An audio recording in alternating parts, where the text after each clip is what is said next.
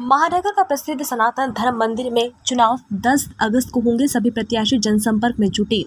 ग्वालियर महानगर का प्रसिद्ध सनातन मंदिर के चुनाव 10 अगस्त को होना है, जिसको देखते हुए चक्रधर समूह के सभी प्रत्याशी कार्यकारिणी सदस्य सघन जनसंपर्क में जुटे हुए हैं। उक्त बाद चक्रधर समूह के अध्यक्ष पद के प्रत्याशी कैलाश मित्तल ने आज मीडिया से चर्चा करते हुए कही। उन्होंने कहा कि हमारा जो पिछला कार्यकाल था उसमें कोरोना काल की वजह से कुछ कार्य अधूरे रह गए थे, जिन्हें अब चुनाव जीतने के बाद साधारण सभाओं को शीघ्र बुलाकर ही पूरा किया जाएगा। उन्होंने कहा हमारे समूह की पहली प्राथमिकता है कि भगवान चक्रधर का जो प्रसाद बनता है, जैसे राधा रसोई कहते हैं, उस रसोई को मॉड्यूलर रूप से स्थापित किया जाए और भविष्य में डायलिसिस की मशीन लगाने का प्रस्ताव भी है। उन्होंने कहा कि वर्तमान में लगभग 50 सदस्य शहर से बाहर है, उससे दोनों ही ग्रुप को नुकसान होने की संभावना बनी हुई है, इससे इनकार नहीं किया जा सकता।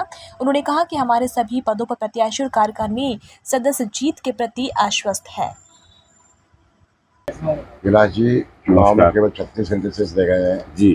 किस प्रकार की तैयारी है, कितने लोगों से आपका संपर्क मिला, क्या रिस्पॉन्स आपको मिलने जा रहा है?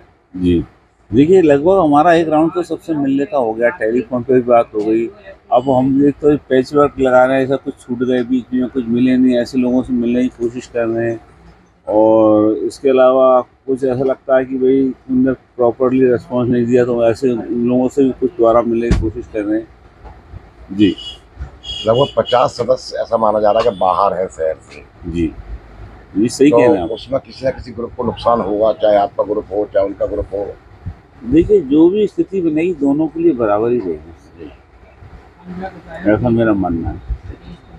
आपका और आपकी कार्यकारिणी चक्रधर समूह जी, प्राथमिकता क्या? सबसे पहले आप जैसे मान लो आपका ग्रुप चुनाव जीतता है तो पहली प्राथमिकता आपकी क्या रहेगी? देखिए साहब, अगर हमारा ग्रुप जीता है तो काम तो सारा हमारे हाथ में है ही, सब व्यवस्थित है, हमारे को सारा नुआऊ मालूम है, सिस्टम पूरा मालूम है, तो हमारे को कोई विशेष दिक्कत आने वाली नहीं है।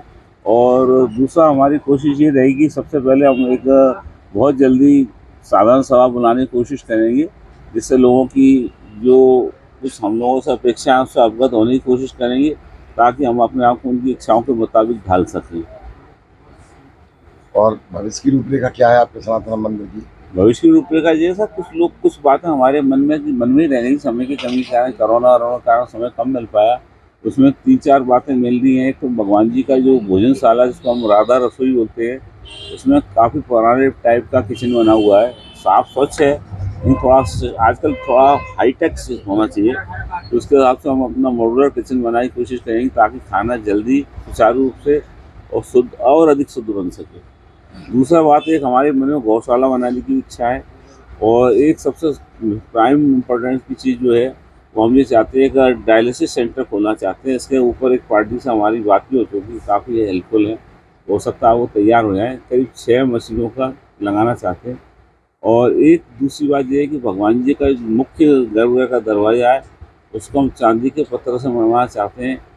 और इसके अलावा एक और हमारी बहुत महत्वाकांक्षा योजना ये है कि जो हमारा इस्कॉन टेम्पल है वृंदावन में, उस तरह से हम मंदिर का रूप लाना चाहते हैं।